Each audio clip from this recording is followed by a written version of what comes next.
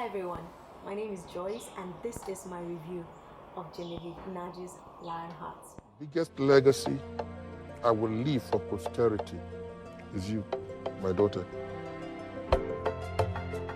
This movie actually spoke to me in many ways and I really do not want us to forget it in a hurry because it represents everything that has to do with us right now in Nigeria.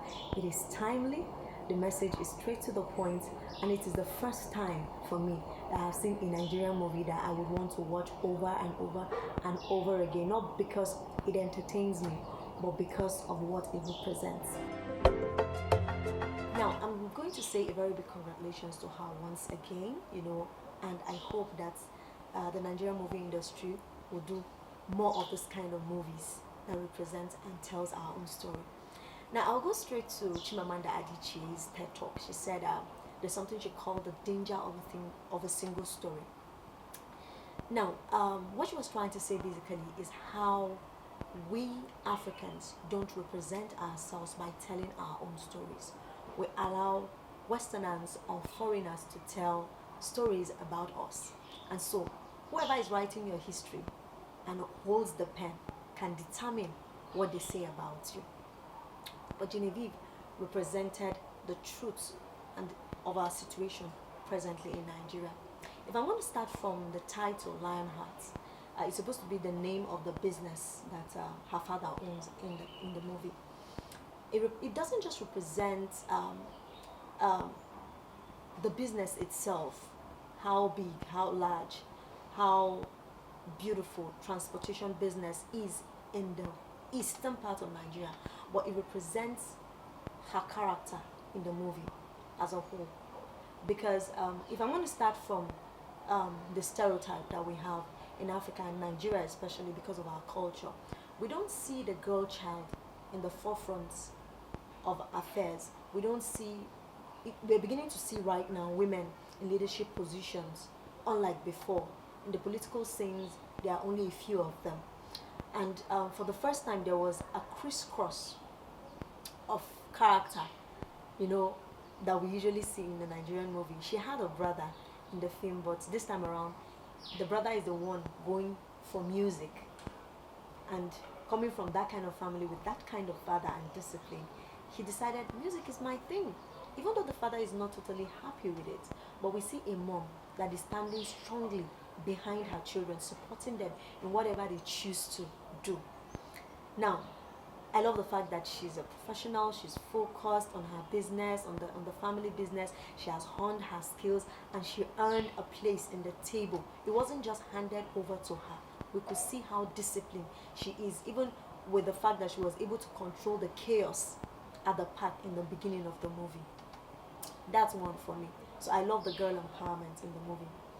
I scribbled down a few pointers here. The next thing I'm going to talk about is sextortion. Some of you may ask, Joyce, where did you manufacture that word from? It's a mix of sex and extortion. It's becoming a big problem. The BBC documentary recently about university lecturers and students being extorted sexually is one of the things that we saw come to limelight. It's the same thing everywhere, and she was able to infuse that into that movie, because when your guards are down, when you have a real problem facing you, they were given 30 days to pay up 950 million or the company will be taken away from them. They tried everything. Even a business partner wanted to take over the business from them instead of helping them. She resorted to finding help from friends, which is the usual thing we do. And that was the part that Peter of P Square played. And she went to him, musician friend, can you help me out with money? And he said, oh, you know what to do. If you can sleep with me, you get what you want. Now, a lot of women are facing this problem every day. They want to do something. They have brains in their heads and they want to do something to help themselves. And there are people who have what it takes to just help the next person become what they can become. But once you are a woman, If you're not careful, you're just going to fall into this pit. And a lot, I promise you, have fallen. And nothing really comes out of it, but she stood and she had her integrity and walked out of the deal. The next thing I would like to talk about is culture and tradition as a thing. But I'm going to look at it from two different angles as played in the movie. The first is how her mother played her role in the movie. You know, the usual thing we see in Nigerian film is when a man is sick or when a man dies, his brother comes to take over the whole family and the wife and dictates everything that has to be done. No, but we saw a woman that was fearless, even though her husband brought his brother to take over the business temporarily. The daughter raised her eyebrows. Oh, is this man coming to take away my position that I have worked for a long time, you know? But the mother said, no, no, no, no, no. You don't come in between two brothers. I want you to chill. He's actually here to help, you know, and she managed that situation so well. Her duty there was to be a mother and encourage her children and take care of her family, and she did exactly that. You know, we speak over 500 languages in Nigeria, and we have a problem of ethnicism, and especially in our political arena. It played out well because there is a stereotype on the Igbos in the southern part of Nigeria. You know, people in others will say when it comes to money, Igbos like money. They can do anything for money, you know. But that was also, they were able to say that, oh, there is nothing like that. If you're bad, you are bad. If you're a good person, you're a good person, because there are good Igbos and there are bad Igbos. There are bad Hausas and there are good Hausas. There are good Yorubas and there are bad Yorubas. It's a matter of principle and your level of discipline and what you accept generally, you know, as your way of conduct. Now, we see a situation where Igbo boys were trying to scam a Hausa man. They were speaking Igbo, so he doesn't really know what they're saying, you know. But we saw another Igbo man who came to his rescue and said, oh, you don't know what these guys are saying. They're trying to scam you. Can you just get up and leave? He saved the day. The guy left with his monies in his pocket, and eventually his kindness paid off for them at the end. Another angle I would like to look at is the fact that the media gives this picture of Hausas and Igbos not coexisting. But it's a lie. That's not our story. Genevieve Nnaji was able to play a story where we saw that, yes, Hausas and Igbos can live together and coexist. The fact that there are little problems here and there does not mean that we don't do business together. We cannot live in the same neighborhood, you know, because the media is showing that all the Hausas want to kill all the Igbos. Is actually in the seat of power, you know, and they seem to be a call for Biafra because the Igbos are feeling disenfranchised. For me, she was able to water it down to show the reality of who we are, because we saw how an Igbo business was suffering, and even though there was an Igbo man there to help, he did not render help. You know, they had to rely on a partner, a business partner that is from the north to come and save their business. For me, it's kudos to her because she has proved that Nigerians can live together in peace and harmony and do business and enjoy each other. What I love about the movie also is the fact that, unlike the typical Nigerian film where you have a rich family, you see the play of grandiosity and the display of costumes and cars and whatever, she toned it down.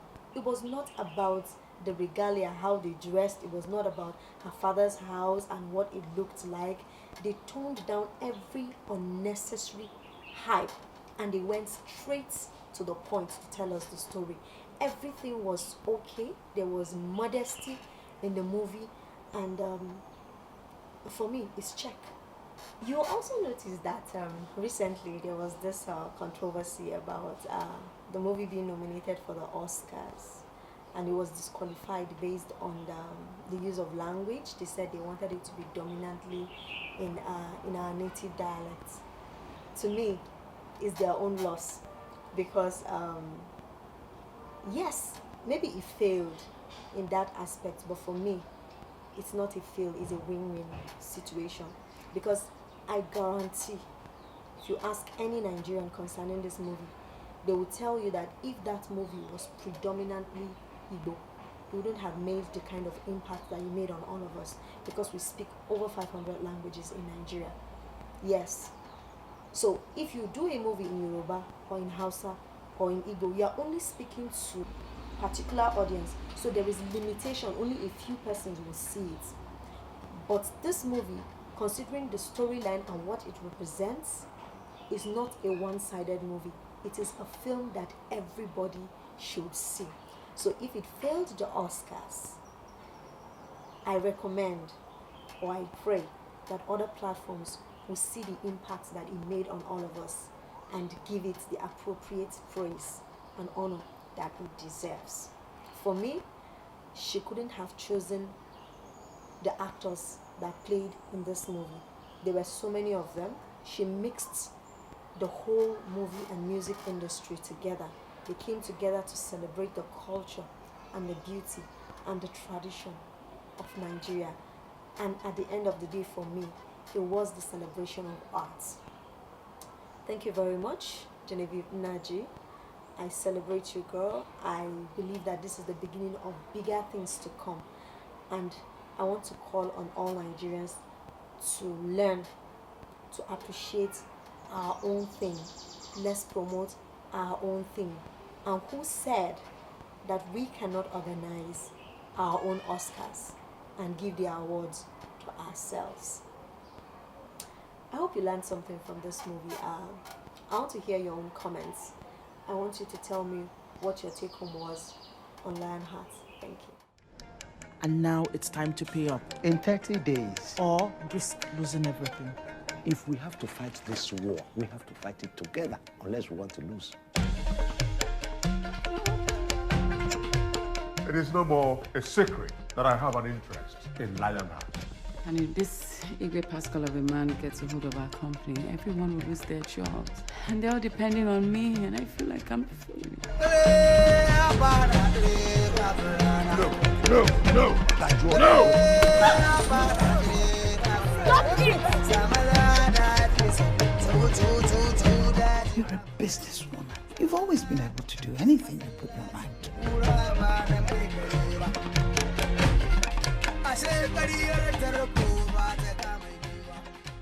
Relax, I know what I'm doing. Your father knows what I can do, and that was why he brought me into this.